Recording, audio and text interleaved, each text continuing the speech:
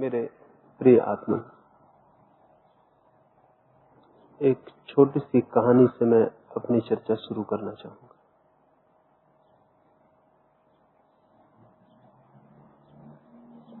सिकंदर विश्व यात्रा पर निकला हुआ था। भारत की ओर आते समय रास्ते में एक फकीर डायोजनीस से वो मिलने गया था। डायोजनीस की बड़ी ख्याति थी। डायोजनीस एक नग्न फकीर था और सिकंदर उससे मिलने जाए, इसकी खबर भी दूर दूर तक पहुंच गई। बहुत से लोग डायोजनीस के झोपड़े पर इकट्ठे हो गए थे। सिकंदर के पहले सिकंदर के दो सेनापतियों ने जाकर डायोजनीस को कहा, महान सिकंदर तुमसे मिलने आ रहा है, उसके स्वागत के लिए तैयार हो जाओ। डायोजनीस अपने झोपड़े के बाहर बैठा था।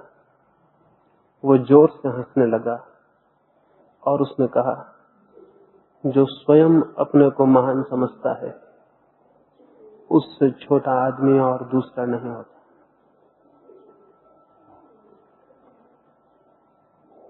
सिकंदर आ गया था। डायोजनीस बाहर बैठा हुआ सुबह की धूप ले रहा था। सर्दी के दिन थे। सिकंदर ने कहा कि मैं तुम्हारी कुछ सेवा कर सकूं तो मुझे खुशी होगी। डायोजनीस ने कहा, धूप आ रही थी मेरे शरीर पर, तुम बीच में खड़े हो गए हो और धूप आनी बंद हो गई। इतनी ही कृपा करो, धूप के मार्ग से हट जाओ। और ये भी प्रार्थना करता हूं, तुम्हारे हाथ में बहुत ताकत मालूम होती है, तुम न मालूम कितने लोगों के जीवन की धूप छीन सकते हो। इतना ध्यान रखना, तुम किसी के जीवन के लिए छाया न बनो तो बड़ी कृपा होगी। सिकंदर को इस तरह की बात सुनने का कोई ख्याल न था। फिर भी उसने कहा, मैं तुमसे मिलकर खुश हुआ हूं और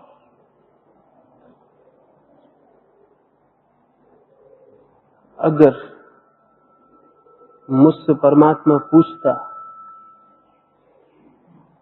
कि तुम सिकंदर होना चाहते हो या डायोजनीस, तो नंबर 2 पर मेरा चुनाव डायोजनीस होने के लिए होता। लेकिन डायोजनीस ने कहा, अगर परमात्मा मुझसे पूछता कि तुम सिकंदर होना चाहते हो तो डायोजनीस, तो मैं डायोजनीस के अतिरिक्त और कुछ भी होना पसंद न करता, और सिकंदर होना तो कभी भी नहीं। सिकंदर ने पूछा, सिकंदर होने में ऐसी कौन सी बुराई है? डायोजनीस ने कहा, मैं तो सिकंदर होने में आदमी को एक रुग्णता से घिरा हुआ देखता हूं। जो आदमी दूसरों को जीतने चल पड़ता है, वो आदमी अपनी इस हार को छिपाने की कोशिश में लगा है कि वो अपने को नहीं जीत पाया।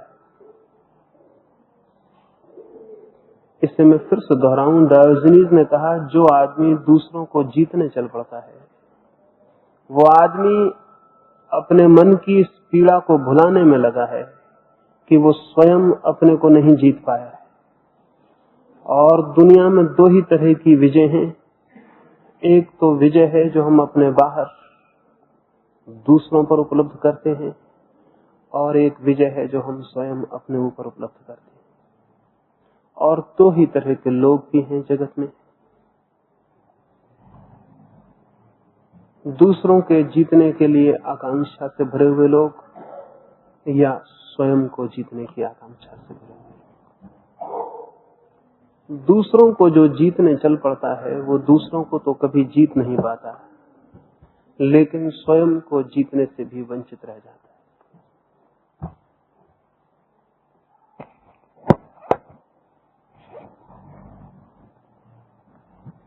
ये घटना इसलिए मैं शुरू में कहना चाहता हूं, हम सारे लोगों के जीवन के समक्ष भी दो ही तरह के मार्ग होते हैं। एक तो महत्वाकांक्षा का, दूसरों की विजय का मार्ग है, और एक स्वयं की विजय का। अधिकतर लोग दूसरों को जीतने के प्रयास में जीवन की उस संपदा से वंचित ही रह जाते हैं जो स्वयं को जीतने से उपलब्ध होती है। और जो लोग बाहर की विजय में उलझ जाते हैं, मनुष्य के जीवन में दो ही रास्ते हैं, और अधिक लोग महत्वाकांक्षा के, एम्बिशन के रास्ते पर ही चलते हैं। साधारणतः सिकंदर, नेपोलियन या हिटलर जैसे लोग बहुत कम हमें दिखाई पड़ते हैं जो संसार विजय के लिए निकल पड़ते हो। लेकिन हम सारे लोग भी अपनी छोटी छोटी ताकत से संसार विजय में लगे रहते हैं। हम सबकी यात्रा भी दूसरों की विजय के लिए है, और ये समझ लेना बहुत उपयोगी है, जरूरी भी, कि आखिर हम दूसरों की विजय में इतने उत्सुक क्यों हो जाते हैं। चाहे वो विजय धन की हो, चाहे यश की, चाहे पद की, क्यों हमारा मन इतना आतुर हो उठता है इस विजय के लिए? शायद कभी विचार भी न किया हो। विचार करेंगे तो बहुत हैरानी होगी। मनुष्य दूसरों की विजय के लिए इसलिए उत्सुक हो आता है कि अपने भीतर तो वो पाता है एक रिक्तता, एक खालीपन, एक अभाव, एक अंधेरा। भीतर तो कोई संपत्ति नहीं दिखाई पड़ती, न कोई प्रकाश दिखाई पड़ता है, न कुछ पाने जैसी कोई दिशा अनुभव होती है। भीतर तो एक दरिद्रता मालूम पड़ती है। इस दरिद्रता को भरने के लिए वो बाहर की समृद्धि के पीछे आतुर हो उठता है। भीतर तो कुछ भी दिखाई नहीं पड़ता, जो भी दिखाई पड़ता है वो बाहर है। लेकिन भीतर एक रिक्तता की, एक कमी, एक एम्प्टीनेस का अनुभव जरूर होता है। ऐसा लगता है जैसे भीतर कुछ भी नहीं है, एक अभाव है। ये अभाव पीड़ा देता है। इस अभाव को भर लेने के लिए मन आतुर हो उठता है। कैसे भरें इस अभाव को जो भीतर है? ऐसा प्रतीत नहीं होता है कि भीतर मैं कुछ हूं। भीतर पैर रखने को कोई भूमि नहीं दिखाई पड़ती, कोई सहारा नहीं दिखाई पड़ता, कोई संगी साथी नहीं दिखाई पड़ता। भीतर एकदम असहाय, एक हेल्पलेसनेस मालूम होती है। अगर हम अकेले अपने भीतर छोड़ दिए जाएं तो हम घबरा उठेंगे। ऐसे भी हम घबराए हुए रहते, मित्र को खोजते हैं, क्लब को खोजते हैं, मंदिर जाते हैं, सभा में बैठते हैं। शायद ख्याल भी इस बात का न हो कि ये सारी कोशिश अपने से बचने की कोशिश है। अकेले में खुद के साथ रहना बहुत कठिन, इसलिए हम हजार उपाय करते हैं कि खुद का साथ न हो सके, कोई और साथी हो, कोई और मित्र हो, अखबार हो, रेडियो हो, किसी से बात होती हो, सिनेमा हो। लेकिन ऐसा न हो कहीं कि हम बिल्कुल अकेले छूट जाएं और कोई भी न हो। अकेले होने से हम डरते हैं, और अगर हमें मजबूरी अकेले में रख दिया जाए तो शायद हम पागल हो जाएं। इजिप्ट के एक बादशाह ने ऐसा प्रयोग किया। मेरे जैसे किसी आदमी ने उसको कहा होगा कि अकेले होने में आदमी इतना घबरा जाएगा कि पागल भी हो सकता है। उसे ये बात विश्वास योग्य नहीं मालूम पड़ी। उसने कहा कि राजधानी में जो सबसे स्वस्थ आदमी हो उसे पकड़ के ले आया जाए। एक युवक को पकड़ के लाया गया। सब तरह से वो स्वस्थ था, प्रसन्न था, शांत था, बीमार न था, कोई आर्थिक असुविधा न थी, सब प्रसन्न था। अभी अभी उसका विवाह हुआ था, वो और उसकी पत्नी दोनों खुश थे। उस युवक को पकड़ के राजा ने एक अकेले कमरे में बंद करवा दिया। सारी सुविधा जुटा दी, भोजन की, सोने की, कोई तकलीफ न थी वहां। उसके मकान से बहुत ज्यादा राजमहल में व्यवस्था कर दी। लेकिन द्वार पर एक ऐसा आदमी पहरे पर रख दिया जो उस युवक की भाषा नहीं समझता था, और कोई भी उससे नहीं मिल सकेगा इसकी मनाही कर दी। 1-2 दिन तो युवक चिल्लाता रहा कि मुझे क्यों बंद किया गया। उसने भोजन खाने से इंकार कर दिया, पानी नहीं पिया। लेकिन क्या करता, 2-4 दिन बाद उसे भोजन भी लेना पड़ा, पानी भी। 8 दिन बीतते बीतते वो राजी हो गया उस अकेलेपन में रहने को। लेकिन 1 महीना पूरा नहीं हो पाया था कि राजा के लोगों ने राजा को खबर दी, युवक में पागलपन के लक्षण आने शुरू हो गए। उसने अपने से ही बातें शुरू कर दी। जब कोई और न मिले बात करने को तो आदमी अपने से ही बातें शुरू कर देगा। फिर ये एक ही रास्ता है उसका, अपने आप को भुला रखने का। 3 महीने होते होते वो युवक बिल्कुल पागल हो चुका था। 3 महीने बाद उसे छोड़ा तो वो एकदम विक्षिप्त था। क्या हो गया था उसे? अपने को भूलने का उसे 3 महीने तक कोई उपाय नहीं मिल सका। कोई भी स्वस्थ आदमी ऊपर से दिखाई पड़ता हो भला, भीतर एक गहरी अस्वस्थता है। उससे हम बचना चाहते हैं, उससे हम एस्केप करना चाहते हैं, पलायन करना चाहते हैं। एक आदमी नशा करने लगता है, एक आदमी भजन कीर्तन करने लगता है।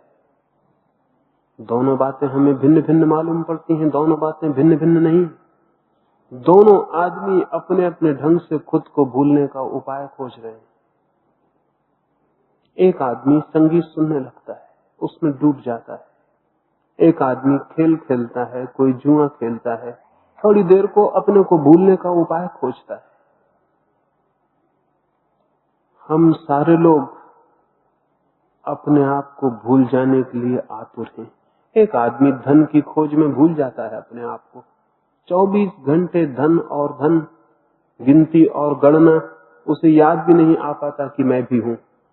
उसकी तिजोरी के हिसाब में उसे भूल जाता है कि मेरा भी कोई हिसाब है। एक आदमी पद की दौड़ में होता है, छोटी कुर्सी से बड़ी कुर्सी, स्वयं की रिक्तता से जीवन भर भागने का एक क्रम चलता है। नाम हम कुछ भी देते हो, रूप कोई हो, दौड़ एक ही है कि किसी भांति भीतर की रिक्तता से हम बच जाएं, उसे भर लें या उससे भाग जाएं।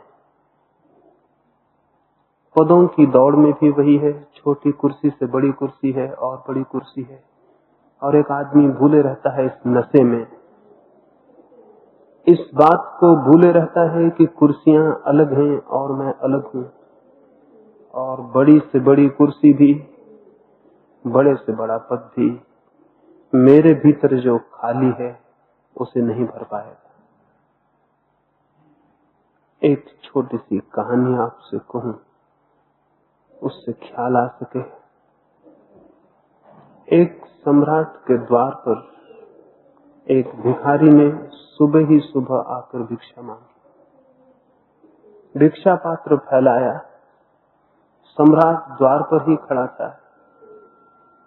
उसने अपने चाकरों को कहा कि जाओ इसके भिक्षा पात्र को अन्न से भर दो।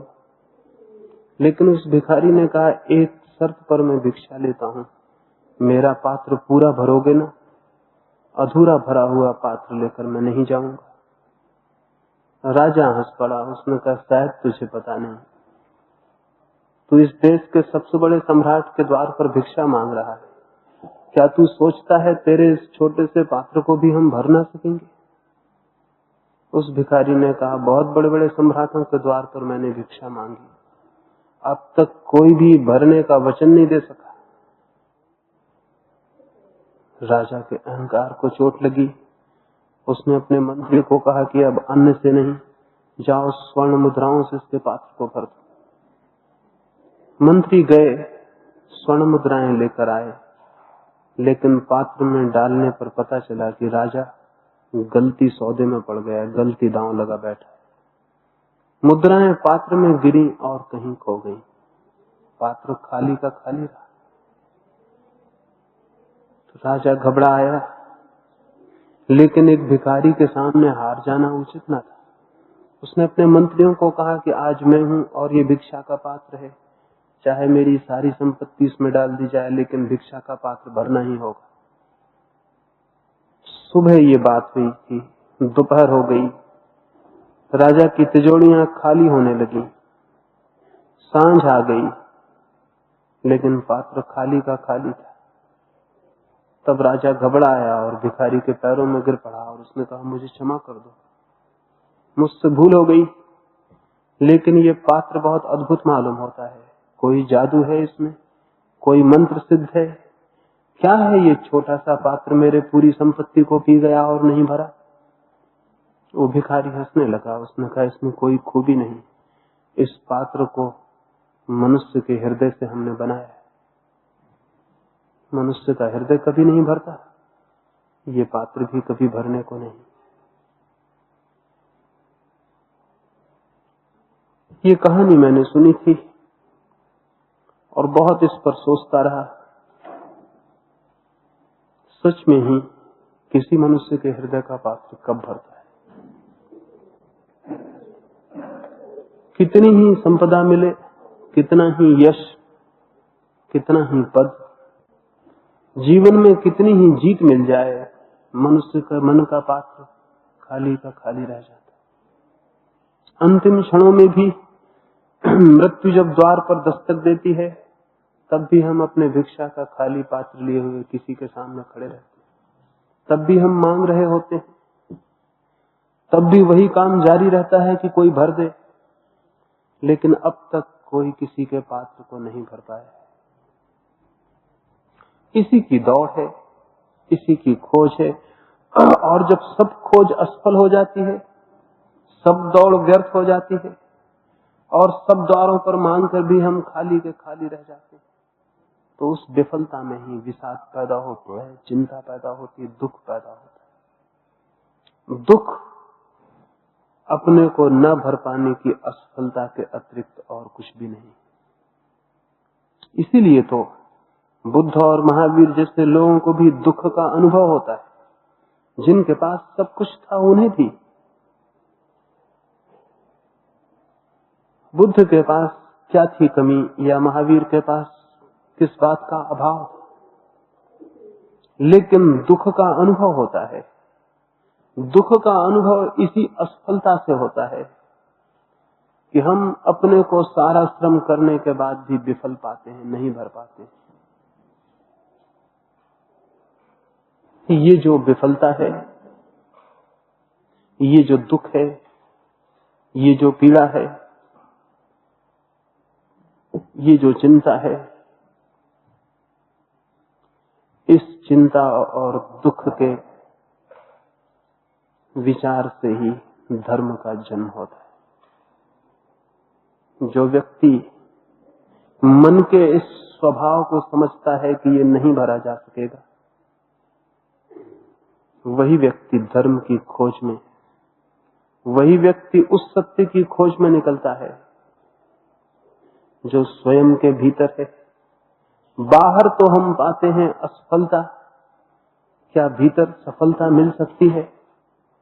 बाहर मांग कर तो पाते हैं कि पात्र अधूरा और खाली रह जाता है, क्या भीतर भी कोई स्रोत हो सकता है जहां पात्र भर जाए? जो लोग बाहर की दौड़ पर असफल होकर भीतर लौटते हैं, भीतर खोजते हैं, भीतर की संपदा की जिज्ञासा करते हैं, भीतर खोदने की कोशिश करते हैं कि क्या वहां भी कुछ हो सकता है, उन थोड़े से लोगों ने एक अद्भुत रहस्य खोज लिया है, और वो ये कि जो बाहर नहीं मिलता है वो भीतर मिल जाता है। अब तक मनुष्य जाति के पूरे इतिहास में एक भी व्यक्ति ये कहने में समर्थ नहीं हुआ कि मैंने बाहर खोजा और मुझे आनंद मिला हो, मैंने बाहर खोजा और मैं तृप्त हो गया हूं, मैंने बाहर खोजा और मैंने सफलता पाली। एक भी व्यक्ति ये नहीं कहने में समर्थ हो सका। निरपवाद रूप से सारी मनुष्य जाति का अनुभव यही है, लेकिन फिर भी हर मनुष्य यही सोचता है कि शायद मैं एक अपवाद, मैं एक एक्सेप्शन सिद्ध हो जाऊं, किसी और को नहीं मिला है लेकिन शायद मुझे मिल जाए।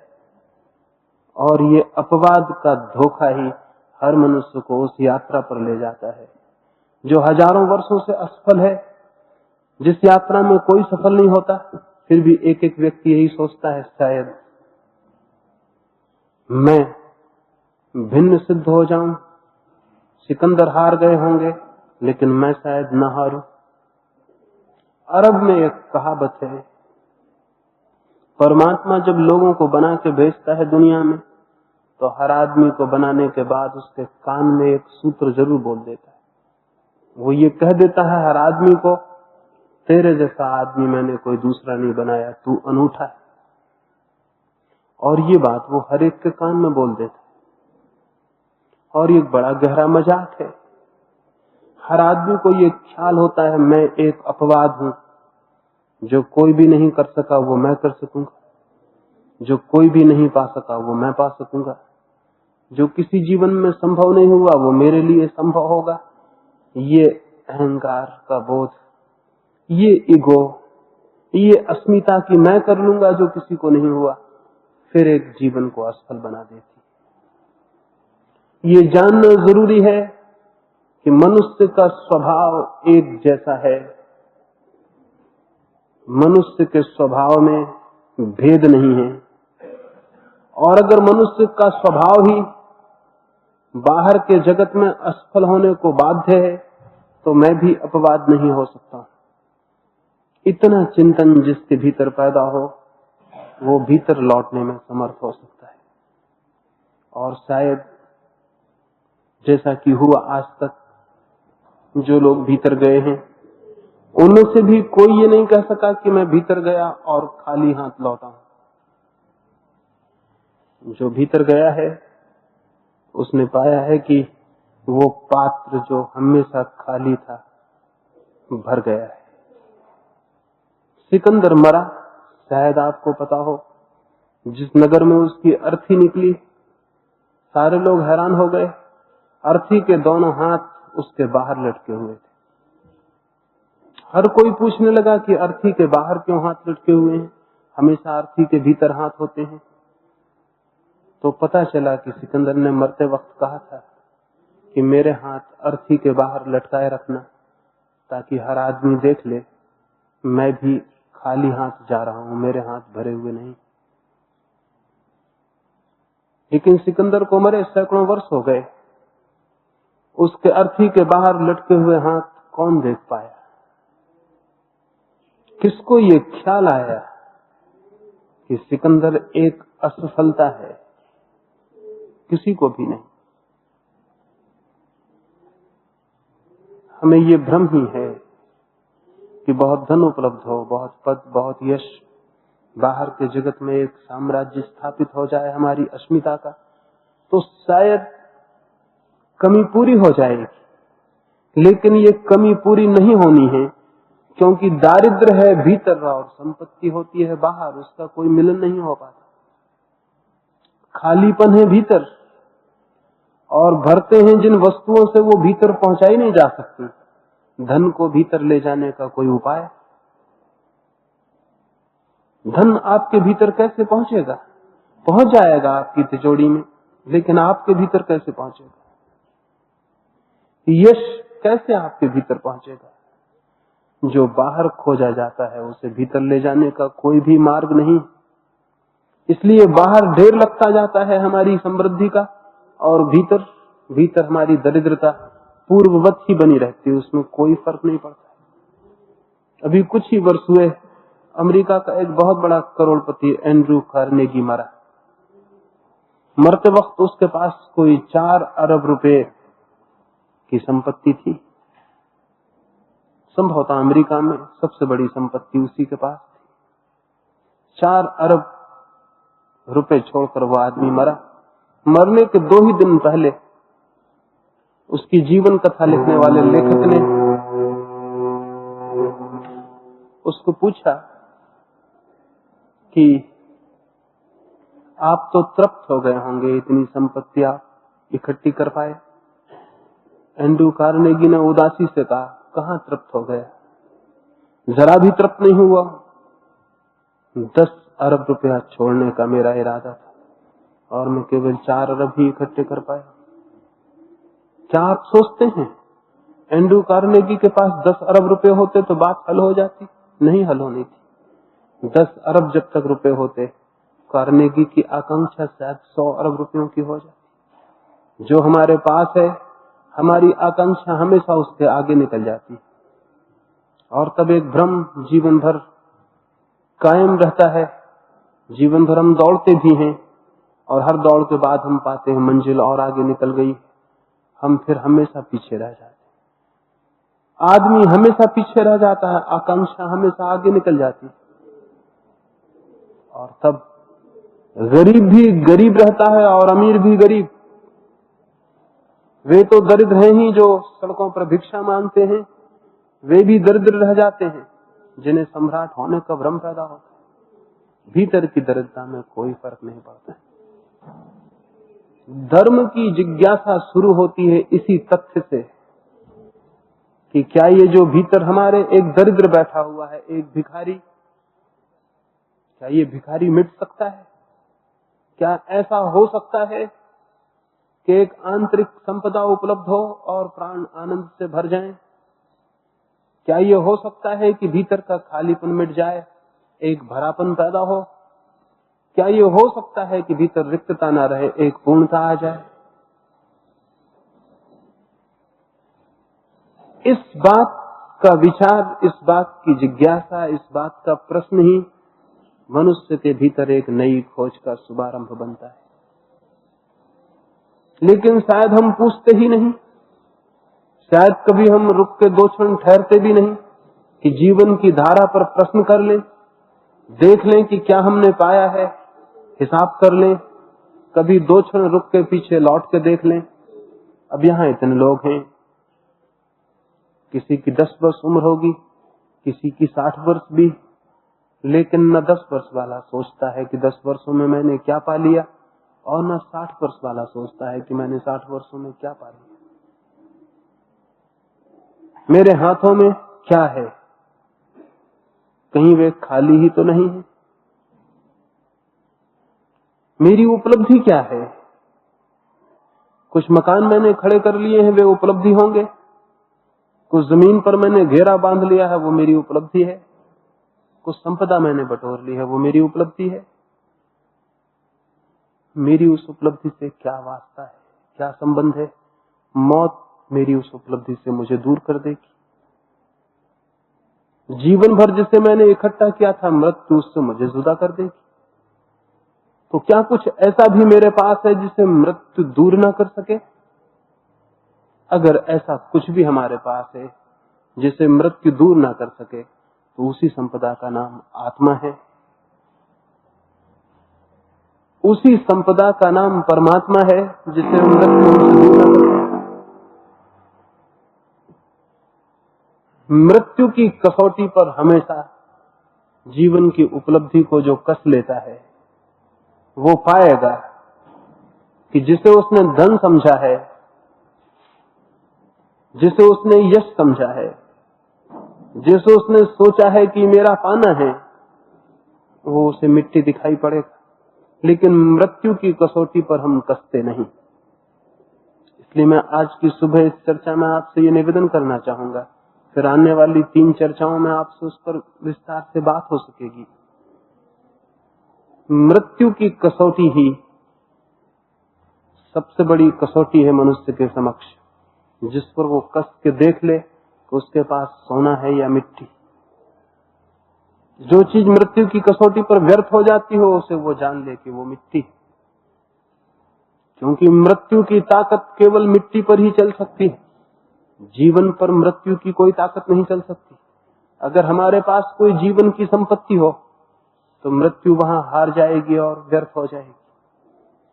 लेकिन हमारे पास तो जो भी है वो सब मृत्यु की कसौटी पर मिट्टी सिद्ध होता है। फिर भी लेकिन हम अंत घड़ी तक उसी को सोचे चले जाते, शायद कभी ख्याल पैदा नहीं होता। शायद सभी लोग एक दौड़ में हैं, इसलिए ख्याल पैदा नहीं होता। हम यहाँ इतने लोग हैं, अगर हम सभी एक ही बीमारी से परेशान हो जाएं, तो थोड़े दिनों में हमें उस बीमारी का पता होना बंद हो जाएगा, क्योंकि सभी उस बीमारी में होंगे। बीमारी का पता चल सकता है अगर एक आध बीमारी में हो। पूरी मनुष्य जाति एक रुग्णता से पीड़ित हो तो पता चलना मुश्किल हो जाता है। मैंने सुना है एक गांव में 2 कुएं थे, एक गांव का कुआं था और एक राजा के महल का। एक जादूगर उस गांव से निकला और उसने गांव के कुएं में कुछ छोड़ दिया और कहा कि अब जो भी इसका पानी पिएगा वो पागल हो जाए। मजबूरी थी, लेकिन सांझ तक लोगों को पानी पीना ही पड़ा, प्यासे वे कब तक रहते। और धीरे धीरे पूरा गांव पागल हो गया। सिर्फ राजा, उसका वजीर, उसकी रानी पागल नहीं हुए, उनका कुआं अलग था। लेकिन सांझ को गांव के जो सारे लोग पागल हो गए थे वो ये विचार करने लगे कि मालूम होता है राजा का दिमाग खराब हो गया, क्योंकि राजा पूरे गांव से अलग मालूम पड़ने लगा, पूरा गांव पागल हो गया। संध्या उन्होंने महल के सामने बड़ी सभा इकट्ठी की और उन्होंने विचार किया कि पागल राजा को गद्दी से उतारना पड़ेगा, पागल राजा के नीचे नहीं रहा जा सकता। राजा बहुत घबराया, वो अपनी छत पर खड़ा था। उसने अपने बूढ़े वजीर को कहा कि अब क्या किया जाए, पूरा गांव पागल हो गया है, लेकिन चूंकि पूरे गांव पागल हो गया है इसलिए अभी मानने को कौन राजी होगा कि वो पागल हैं और हम ठीक। वजीर ने कहा एक ही रास्ता है अपने को बचाने का, हम भी उसी कुएं का पानी पी लें। वे भागे हुए गए, उन्होंने उस कुएं का पानी पी लिया। फिर उस रात उस गांव में बड़ा जलसा हुआ और उस जलसे में सभी लोगों ने राजा के गले में हार पहनाए और भगवान को धन्यवाद दिया कि राजा का दिमाग ठीक हो गया, क्योंकि सारा गांव पागल था। मनुष्य की पूरी पीढ़ियां बाहर की दौड़ की रुग्णता से पीड़ित है। इसलिए जब कभी कोई आदमी एक आध भीतर की बात कहता है तो वो हमें पागल ही मालूम पड़ता है। हम गांधी को अकारण गोली नहीं मार देते, ये किसी एक आध गोंडसे का सवाल नहीं है कि कोई गोली मार देता है। हम क्राइस्ट को ऐसे ही सूली पर नहीं लटका देते, ये कोई 2-4-10 पागलों का काम नहीं है। हम सुकरात को ऐसे ही जहर नहीं पिला देते, इसके पीछे बुनियादी कारण है। ये लोग हमें पागल मालूम पड़ते, ये लोग हमारे बीच के नहीं मालूम पड़ते, ये आउटसाइडर्स मालूम पड़ते। हम एक दुनिया में हैं, ये कुछ अलग आदमी मालूम पड़ते। ये लोग कुछ गड़बड़ मालूम पड़ते हैं, अजनबी मालूम पड़ते हैं। ये हमारे बीच रहे तो हमें मालूम होता है ये सारी जीवन को गड़बड़ कर देंगे, इनकी बातें कुछ ठीक नहीं मालूम पड़ती। इसलिए जरूरी हो जाता है कि हम में से कोई एक उठे और इनको समाप्त कर दे। इधर 10,000 वर्षों में हमारे भीतर जो स्वस्थ आदमी था वो हमें पागल मालूम हुआ, क्योंकि हम सारे लोग एक बहुत बड़ी गहरी पागल दौड़ में हैं। हमारी दौड़ का अंत तक कोई सिलसिला नहीं टूटता है। आखिरी क्षण तक भी हम वही सोचे चले जाते हैं जिसका जीवन की गहराइयों से कोई भी नाता नहीं है। जिसका जीवन की गहराइयों से नाता है उसकी छाया भी हमारे जीवन में कभी नहीं उतरती। एक धनपति बीमार था, मरणासन्न था, अंतिम क्षणों की प्रतीक्षा कर रहा था। जीवन भर धन और धन और धन उसकी दौड़ रही थी। कभी उसने और तरफ आंख उठा कर देखा हो, ये भी उसके गांव के लोगों को पता न था। वो मर रहा था। आखिरी क्षण थे, उसने आंख खोली और अपनी पत्नी को पूछा मेरा बड़ा लड़का कहाँ है। पत्नी के मन में बड़ा आह्लाद हुआ। ये पहला मौका था कि उसने किसी के बाबत कुछ पूछा था, ये पहला मौका था उसने प्रेम दर्शाया था। शायद अंतिम क्षणों में उसके हृदय में प्रेम उठा है, वो अपने लड़कों के बाबत पूछ रहा है। उसकी पत्नी की आंखों में आंसू भर आए। उसने कहा, आप चिंतित न हो, बड़ा लड़का आपके पास बैठा हुआ है। उसने पूछा, और उससे छोटा कहाँ है? पत्नी ने कहा, वो भी मौजूद है। उससे छोटा, उसके 5 लड़के थे। उसने कहा, सबसे छोटा कहाँ है? तो वो भी आपके पैर तले मौजूद है, आप चिंतित न हो, सब मौजूद है, आप घबराए ना। वो आदमी जो मरने के करीब था उठ के बैठ गया और उसने कहा, इसका क्या मतलब? फिर दुकान पर कौन बैठा हुआ? अगर ये 5 यही मौजूद हैं, फिर दुकान पर कौन बैठा हुआ है? पत्नी भूल में थी, वो सोचती थी ये प्रेम की वजह से याद आ रही है बात। वो आदमी इसका पता लगा रहा था कि इस वक्त भी कोई दुकान पर मौजूद है या नहीं। ये पूछ के वो आदमी मर गया। ये वो पूछा कि दुकान पर फिर कौन बैठा हुआ है, और वो आदमी मर गया। इस आदमी के बाबत हम क्या सोचेंगे? ये आदमी कितना दीनहीन आदमी था, इस पर कितनी दया आए उतनी ही थोड़ी है। इसका जीवन कैसा जीवन रहा होगा? मृत्यु के क्षण में भी न तो प्रेम था, न प्रार्थना थी, न परमात्मा था, पैसा था। और ये स्वाभाविक है, जिसकी जीवन की पूरी धारा पैसे से जुड़ी रही हो, अंतिम क्षण में वो प्रेम से जुड़ भी नहीं सकता है। चित्त तो एक श्रृंखला है, एक कंटिन्यूटी है। गंगा बह रही है। कोई अगर ये कहे कि हिमालय पर तो गंगा गंदी होती है, प्रयाग में गंदी होती है, अपवित्र होती है, सिर्फ काशी के घाट पर आगे पवित्र हो जाती है, आगे फिर अपवित्र हो जाती है, तो हम कहेंगे तुम पागल हो, क्योंकि गंगा तो एक सतत धारा है। ये नहीं हो सकता कि काशी के पहले अपवित्र हो, काशी के बाद फिर अपवित्र हो जाए, सिर्फ काशी के घाट पर पवित्र हो उठे। ऐसा कैसे होगा? धारा तो जो पहले है वही काशी के घाट पर है, वही काशी के आगे है। चित्त भी एक सतत धारा है। अगर जीवन भर वो बाहर की तरफ घूमती रही हो, तो यह असंभव है कि अंतिम क्षण में वो अंतस की तरफ घूम आए। अगर जीवन भर उसने पैसे को केंद्र बनाया हो, तो यह असंभव है कि वो कभी प्रेम को केंद्र बना ले। और जिस जीवन में प्रेम केंद्र नहीं बनता, प्रेम है आंतरिक संपत्ति, पैसा है बाह्य संपत्ति। इसलिए आप देख के हैरान होंगे इस बात को कि जो आदमी पैसे के लिए जितना आतुर होगा, उसके जीवन में प्रेम उतना ही कम होगा। ये बिल्कुल अनिवार्य है। जिसके जीवन में जितना प्रेम होगा, पैसे तो उसकी पकड़ उतनी ही कम हो जाएगी। प्रेम और पैसे की पकड़ दोनों एक साथ साथ कभी नहीं हो सकती। महावीर और बुद्ध हमें धन छोड़ते दिखाई पड़ते हैं। लोग सोचते होंगे ये त्याग कर रहे हैं। मेरी दृष्टि में मामला दूसरा है। मेरी दृष्टि में इन्हें प्रेम की संपत्ति मिल गई, इसलिए पैसे की संपत्ति का कोई सवाल नहीं।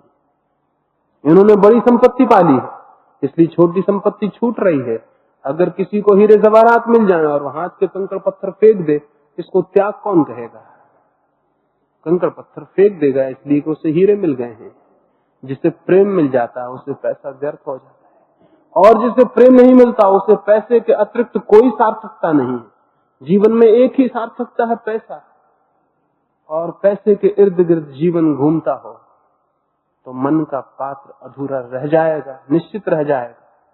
और तब होगा दुख पैदा, तब होगी पीड़ा, तब लगेगा सब व्यर्थ है, तब उदासी चित्त को घेरेगी, संताप मन पर छाया डालेगा। और हम सबके मन पर वो डाले हुए, हमारे जीवन में न कोई आनंद है, न कोई उत्फुल्लता है। क्या है कारण इस बात का?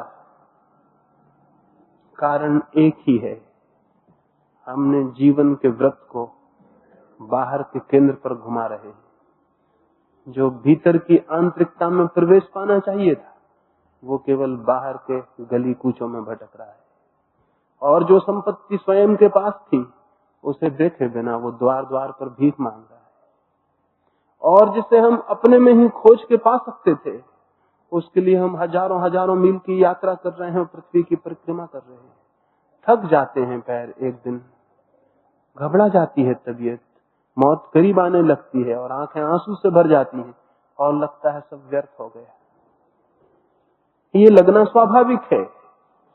जितने जल्दी ये बात बोध में आ जाए कि बाहर की दौड़ व्यर्थ है, उतने ही शीघ्र भीतर की एक नई यात्रा का प्रारंभ हो सकता है। भीतर की यात्रा ही परमात्मा की यात्रा है। इसलिए मैं मंदिर में जाने को धर्म नहीं कहता हूं, न ही तीर्थ की यात्रा को धर्म कहता हूं, क्योंकि तीर्थ भी बाहर है और मंदिर भी बाहर है। ये वही बाहर की खोज वाला आदमी है। मंदिर भी बाहर बनाता है, भगवान भी बाहर खड़े करता है, उसके भगवान ऊपर आकाश में होते हैं, मंदिर बाहर होता है। तीर्थ कहीं काशी में, कहीं काबा में होता है। अभी उसकी भीतर की तरफ आंख नहीं गई।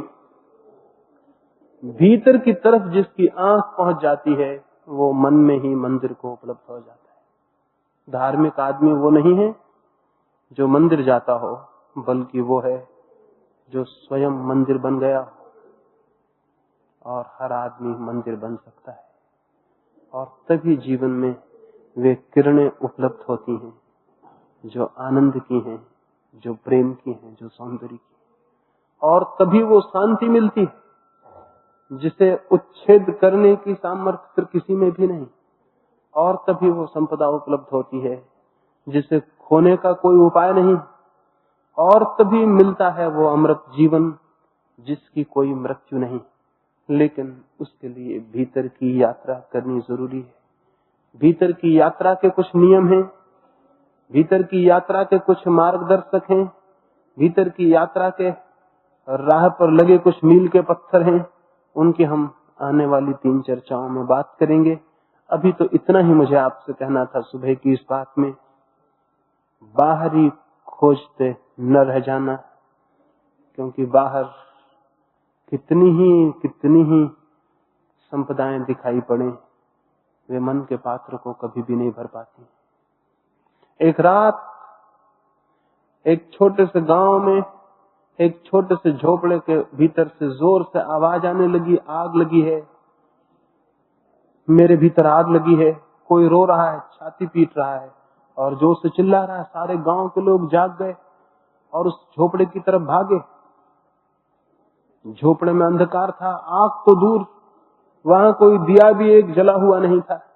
लोगों ने दरवाजे हटाए, अंदर गए। एक बूढ़ी औरत चिल्ला रही थी, रो रही थी। उन लोगों ने कहा, पागल, आग कहां लगी है, हमें बता। कुछ लोग दौड़ के बाल्टियों में पानी भर लाए थे। उन्होंने कहा, कहां आग है, हम उसे बुझा देंगे। वो बूढ़ी औरत जो रोती थी हंसने लगी और उसने कहा, पागलो, अगर आग बाहर होती तो मुझे भी कुएं का रास्ता मालूम है, मेरे घर में भी बाल्टी है, मैं उसे बुझा लेती। लेकिन आग भीतर लगी और तुम मेरी आग नहीं बुझा सकोगे, क्योंकि जो मेरे भीतर है उसे बुझाने का उपाय मुझे ही करना होगा। और निवेदन मुझे ये करना है कि मेरे ही भीतर आग लगी होती तो भी ठीक था, तुम्हारे घर में भी भीतर आग लगी है, जाओ और वहां खोजो। वे लोग गुस्से में बड़बड़ाते हुए अपने घर चले गए। उसने व्यर्थ उनकी नींद खराब कर दी और जाके सो गए। अक्सर मैं जो बातें कहूंगा 3 दिन में, उनमें भी आप से बहुतों को ऐसा लगेगा व्यर्थ हमारी नींद खराब कर दी, और आप भी अपने घर जाके आराम से सो जाएंगे। अक्सर ऐसे ही होता रहा है। लेकिन अगर किसी की नींद टूट जाए इन बातों से, कोई घबरा के बेचैन हो जाए, किसी के भीतर बहुत तीव्र असंतोष जलने लगे और किसी को ऐसा लगने लगे कि जीवन सचमुच एक आग पर चढ़ा हुआ है, तो निश्चित ही उसके भीतर उस पीड़ा से, उस दुख से, उस आग लगे होने के बोध से वो संकल्प पैदा हो जाता है जो मनुष्य को आग के बाहर ले जाने में समर्थ है, असंतोष के बाहर ले जाने में समर्थ है। हमारी प्यास और हमारी पीड़ा ही हमें ऊपर उठने का मार्ग बनती है। तो इधर 3 दिनों में कोशिश करूंगा कि हम जो संतोष से जिए चले जा रहे हैं वो टूट जाए, क्योंकि संतोष बहुत झूठा है। ये उतना ही झूठा है जैसे सुबह कोई आपसे पूछता है, आप ठीक तो हैं, और आप कहते हैं बिल्कुल ठीक। बिल्कुल झूठी बात कहते हैं। हर आदमी यही कहता है, बिल्कुल ठीक हूं। अगर ये बात सच होती तो दुनिया ठीक होनी चाहिए थी, लेकिन हम सब जानते हैं ये कहने की बात है कि हम बिल्कुल ठीक हैं। हम जरा भी ठीक नहीं। जब भी कोई मिलता है, आप मुस्कुरा के मिलते हैं, उससे भ्रम पैदा होता है जैसे मुस्कुराहट आपकी जिंदगी में होगी। सच्चाई ये है कि भीतर सिवाय रुदिन के और कुछ भी नहीं है, आंसुओं के सिवा कुछ भी नहीं है। लेकिन हम ऊपर की मुस्कुराहट से भीतर के इन सब आंसुओं को छिपा लेने में इतने होशियार हो गए हैं कि दूसरों को तो हम धोखा देने में समर्थ हो ही जाते हैं, निरंतर दूसरों को धोखा देते खुद को भी धोखा देने में हम समर्थ हो जाते हैं। और ऐसा भ्रम पैदा हो जाता है हम खुश हैं, हम प्रसन्न हैं, हम आनंदित हैं। सारा जीवन हमारा एक झूठा संतोष है, एक फॉल्स कंसोलेशन है, जहां सच्चाई जरा भी नहीं। 3 दिन में कोशिश करूंगा ये झूठा संतोष आपका टूट जाए और आपके भीतर एक असंतोष पैदा हो। क्योंकि स्मरण रहे, जब तक कोई सामान्य जीवन से असंतुष्ट नहीं हो जाता तब तक सच्चे जीवन की खोज शुरू नहीं हो सकती। इसलिए जो लोग कहते हैं धर्म एक संतोष है, मैं आपसे कहूंगा वो एकदम ही गलत और झूठी बात कहते हैं। धर्म तो एक बहुत गहरा असंतोष है, एक बहुत डिवाइन डिसकंटेंट, एक बहुत गहरा असंतोष है भीतर, उससे ही धर्म की शुरुआत होती। लेकिन हमने तो धर्म को जरूर एक संतोष बना रखा है। जो लोग धर्म को संतोष समझते हैं उनके जीवन डबरों की भांति हो जाते हैं जिनमें पानी गंदा हो जाता है। लेकिन जो लोग जीवन को एक गहरा असंतोष समझते हैं, निरंतर पार हो जाने के लिए और पार और ऊपर उठ जाने के लिए, उनका जीवन एक सरिता बन जाता है जो पहाड़ियों, घाटियों, मैदानों को पार करती है। इस खोज में, इस तलाश में कि किसी दिन उसे अनंत सागर का मिलन हो सके। असंतोष का जीवन जो निरंतर जीवन की क्षुद्र संतोषों से ऊपर उठता चला जाए, पार करता चला जाए, वही किसी दिन परमात्मा के उस सागर को उपलब्ध होता है जो कि वास्तविक संतोष और शांति है। इधर इन 3 दिनों में इस संबंध में आपसे बात करूंगा। ये तो बिल्कुल प्रारंभिक थोड़े से शब्द हैं, इसके बाद चर्चा हो सकेगी। मेरी बातों को इतने शांति और प्रेम से सुना है, इससे बहुत बहुत अनुग्रहित हूँ। सबके भीतर बैठे हुए परमात्मा को प्रणाम करता हूँ, मेरे प्रणाम स्वीकार करता हूँ।